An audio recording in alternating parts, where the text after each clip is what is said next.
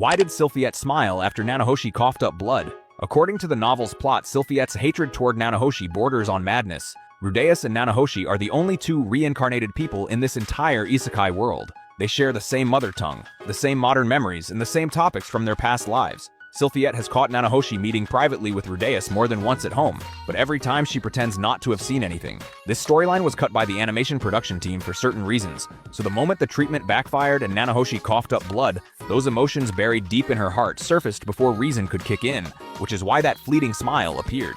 Essentially, it was a trace of long-suppressed jealousy leaking out through an unexpected opportunity.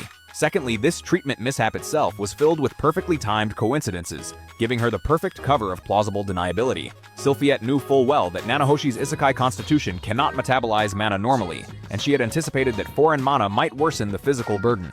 Yet she still chose to intervene with standard detoxification magic. This earned her the decent reputation of proactively caring and eagerly helping, while conveniently using the constitution rejection as a pretext to make Nanahoshi suffer a moderate setback.